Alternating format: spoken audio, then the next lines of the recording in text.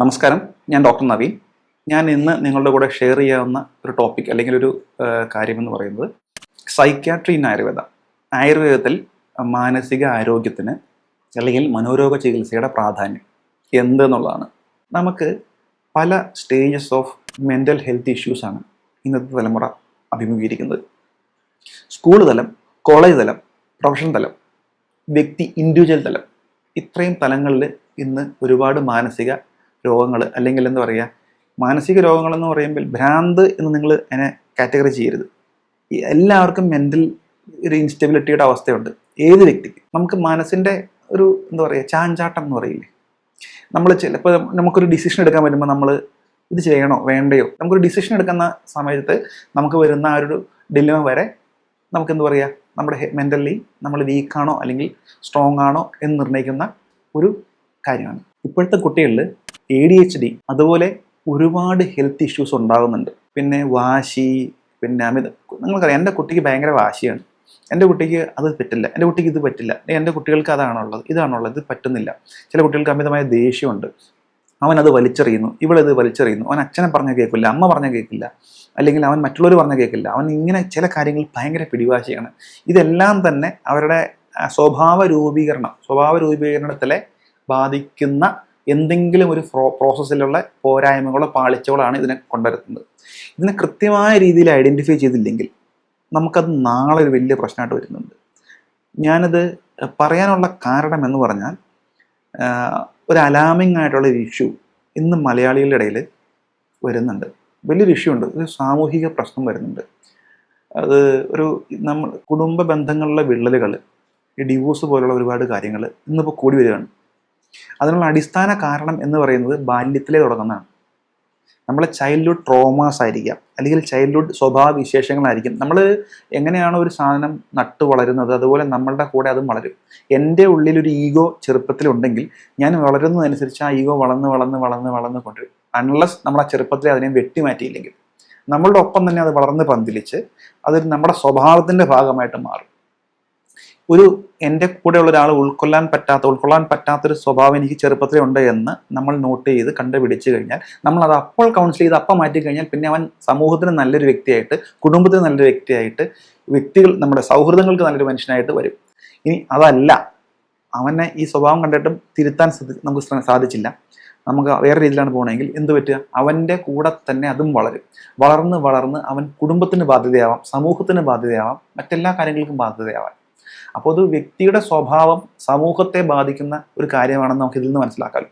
ഇതാണ് ഇന്നത്തെ കാലഘട്ടത്തിലെ ഏറ്റവും വലിയ പ്രത്യേകത.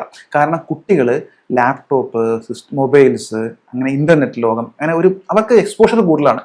അവർ കണ്ട് മനസ്സിലാക്കി അറിയുന്നത് എല്ലാം തന്നെ ഇങ്ങനെ ഒരു അൺനോൺ ആയിട്ടുള്ള സോഴ്സസ്. നമ്മുടെയൊക്കെ ചെറുപ്പത്തിൽ നമ്മൾ അറിയുന്ന നമ്മുടെ നല്ല സുഹൃത്തുക്കളുണ്ടായിരുന്നു. പുസ്തകം വായിച്ചുകൊണ്ടോ അല്ലെങ്കിൽ നല്ല സൗഹൃദങ്ങൾ വഴിയോ നല്ല ബന്ധുക്കൾ വഴിയൊക്കെയാണ് നമ്മൾ അറിഞ്ഞുകൊണ്ടിരുന്നത്.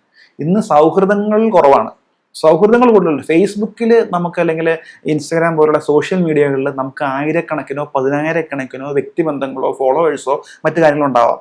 പക്ഷെ നിങ്ങൾക്ക് നിങ്ങളുടെ കൂടെ നിൽക്കുന്ന അല്ലെങ്കിൽ നിങ്ങളെ അറിയുന്ന മനസ്സിലാക്കുന്ന എത്ര സൗഹൃദങ്ങളുണ്ട്? വളരെ കുറച്ചായിരിക്കുള്ളൂ. പണ്ടത്തെ കാലഘട്ടത്തിൽ ഇറങ്ങിയല്ല.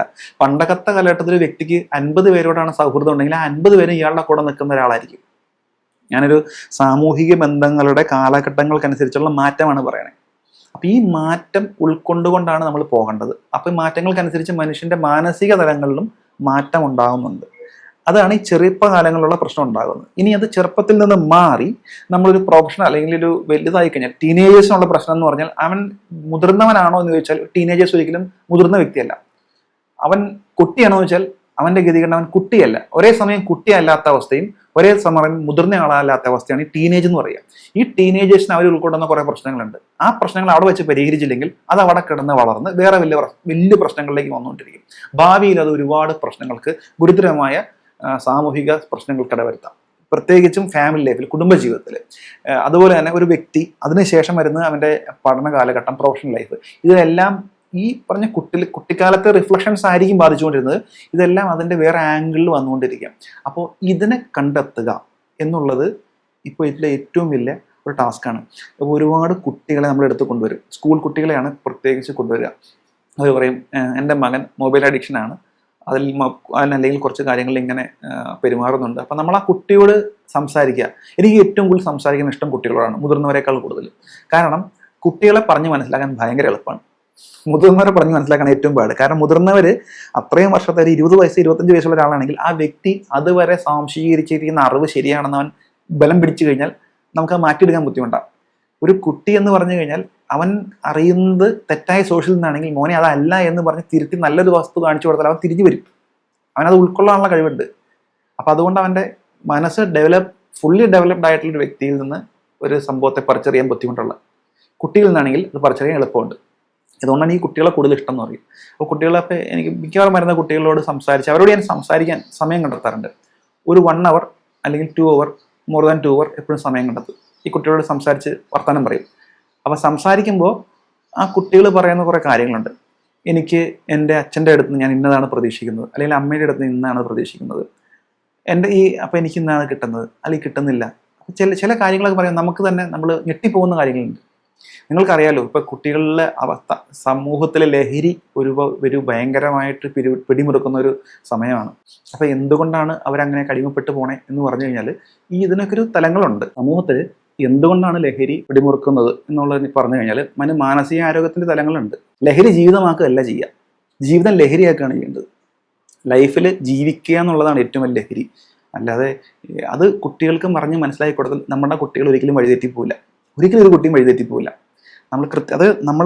നമ്മൾ പണ്ട് ഒരു പ്രയോഗമുണ്ട്, എൻ്റെ ഫാദർ എന്നോട് പറഞ്ഞു തന്നിട്ടുണ്ട്, വെട്ടി വളർത്തിയ തേക്കും തല്ലി വളർത്തിയ മകനും നശിച്ചു പോയ ചരിത്രമില്ല. ഞാൻ കുട്ടികളെ തല്ലണം എന്നൊരു അഭിപ്രായക്കാരനല്ല കേട്ടോ. കുട്ടികളെ ശിക്ഷിക്കണം, ശാസിക്കണം ആവശ്യത്തിന്, കാരണം അവർക്ക് മനസ്സിലായിക്കൊണ്ട് അവരോട് പറഞ്ഞുകൊണ്ട്. അല്ലാതെ അമിതമായ ശിക്ഷയും അവരെ മാനസിക രോഗികളാക്കാം, അല്ലെങ്കിൽ അവരുടെ മെൻ്റൽ ഹെൽത്തിനെ ബാധിച്ചേക്കാം. അപ്പോൾ നമ്മൾ കൃത്യമായിട്ടൊരു ബാലൻസ്ഡ് ആയിട്ടുള്ള എന്ത് കാര്യം ചെയ്യുമ്പോൾ നമ്മൾ ബാലൻസ് ആയിട്ട് ചെയ്തതിന് ശേഷം മാത്രമേ നമ്മൾ ഒരു നല്ലൊരു സമൂഹത്തെ വാർത്തുകൊണ്ടിരാൻ പറ്റുള്ളൂ. അപ്പോൾ ആയുർവേദത്തിലൊരു കൺസെപ്റ്റ് എന്ന് പറയുമ്പോൾ ഒരു സ്മൃതി, അല്ലെങ്കിൽ സ്മൃതി ധൃതി, അങ്ങനെ ധൃതി എന്നൊക്കെ പറയുന്നുണ്ട്. സ്മൃതി ധൃതി എന്ന് പറയും, ധൃതി സ്മൃതി. ഇതിൻ്റെ ഒരു ധീയ് സ്മൃതി ധൃതി, ഇത്രയും കാര്യങ്ങളുടെ ആകത്തുകയാണ് നമ്മളുടെ പ്രജ്ഞ, അല്ലെങ്കിൽ ലോജിക്കൽ റീസണിങ് എന്നൊക്കെ പറയാം. ഇതിൽ നിന്ന് സംഭവിക്കുന്ന വ്യതിയാനങ്ങളെല്ലാം തന്നെയാണ് നമ്മളുടെ പ്രശ്നങ്ങൾക്കെല്ലാം അടിസ്ഥാനം എന്നാണ് പറയപ്പെടുന്നത്. അപ്പം അത് ഞാൻ കൂടുതൽ എലാബറേറ്റ് ചെയ്യുന്നില്ല, നിങ്ങൾക്കതൊരു ഭയങ്കരമായിട്ടുള്ള ടോപ്പിക്. അത് ലേമാൻ അല്ലെങ്കിൽ സാധാരണക്കാരനെ സംബന്ധിച്ച് തലയിൽ ഉൾക്കൊള്ളാൻ വെച്ച ബുദ്ധിമുട്ടുണ്ട്. അപ്പം ഇത്രയും കാര്യങ്ങൾ വെച്ചുകൊണ്ടാണ് ഒരു വ്യക്തിയുടെ മാനസിക നിലയെ അല്ലെങ്കിൽ ആരോഗ്യത്തെ നമ്മൾ അളക്കുന്നത്. ഇതിനെ നമ്മൾ അളന്നുകൊണ്ട് ഇതിനകത്ത് എന്തെങ്കിലും ഒരു പോരായ്മ ഉണ്ടെങ്കിൽ, ഏതെങ്കിലും വശത്താണ് അയാൾക്ക് ബുദ്ധിമുട്ടുണ്ടെങ്കിൽ നമ്മളത് റിപ്പീറ്റഡ് കൗൺസിലിങ്ങിലൂടെ അല്ലെങ്കിൽ റിപ്പീറ്റഡ് ആയിട്ടുള്ള കാര്യങ്ങളിലൂടെ അയാളുടെ സ്വഭാവ വൈകല്യത്തിനെ മാറ്റിയെടുക്കാൻ സാധിക്കും. മദ്യപാനിയായ ഒരു വ്യക്തിയാണ്, എന്തുകൊണ്ടാണ് അയാൾ മദ്യപിക്കുന്നത്? അല്ലെങ്കിൽ ഒരു ലഹരി ഉപയോഗിക്കുന്ന വ്യക്തിയാണ്, എന്തുകൊണ്ടാണ് അയാൾ ലഹരി ഉപയോഗിക്കുന്നത്? പിന്നെ ചില ആളുകൾക്ക് ചില സ്വഭാവ വൈകല്യങ്ങളുണ്ടാവാം, ഈ സ്ത്രീ വിഷയങ്ങളിലുള്ള പ്രശ്നങ്ങൾ, അതുപോലെ തന്നെ അങ്ങനെയുള്ള ഒരുപാട് സ്വഭാവ വൈകല്യങ്ങളുണ്ടാവും. എന്തുകൊണ്ടാണ് എന്ന് നമുക്കറിയാൻ പറ്റും.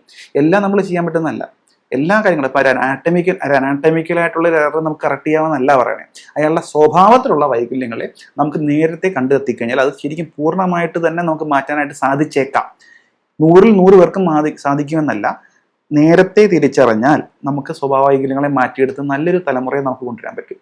അതാണ് ഈ മാനസിക ആരോഗ്യത്തിന് ആയുർവേദമുള്ള ഏറ്റവും വലിയ ഒരു ഇമ്പോർട്ടൻസ് ആയിട്ടുള്ള വസ്തുത. ഇന്നത്തെ തലമുറയിൽ, ഇന്നത്തെ ജനറേഷനിൽ കുട്ടികൾ അനുഭവിക്കുന്ന, മുതിർന്നവർ അനുഭവിക്കുന്ന ഏറ്റവും കൂടുതൽ ബുദ്ധിമുട്ടുകൾ ഈവൻ മാരേജ് കൗൺസിലിങ്ങിന്, പ്രീമാരിറ്റൽ കൗൺസിലിംഗ് നമുക്ക് ഒരുപാട് വരുന്നതാണ്. കല്യാണം കഴിച്ചവർ ശേഷം ആളുകൾ വരാറുണ്ട്.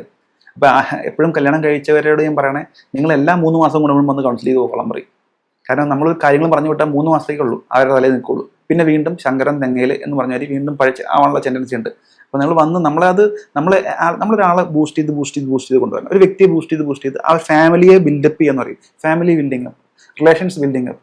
അപ്പോൾ ഇതിനെ നമ്മൾ പല കൗൺസിലിങ്ങിലൂടെ പല സ്റ്റെപ്പിലൂടെ ബൂസ്റ്റ് ചെയ്ത് കൊണ്ടുവന്നാൽ നമുക്കൊരു മാനസികമായ തലങ്ങളിൽ വളരെ നല്ല രീതിയിൽ തന്നെ ആയുർവേദം കൊണ്ട് റിസൾട്ട് ഉണ്ടാക്കാനായിട്ട് സാധിക്കും. അത് മാനസികാരോഗ്യം ഈ കാലഘട്ടത്തിൻ്റെ ആവശ്യമായതുകൊണ്ടാണ് ഞാൻ ഈ ടോപ്പിക് എടുത്തത്. നന്ദി.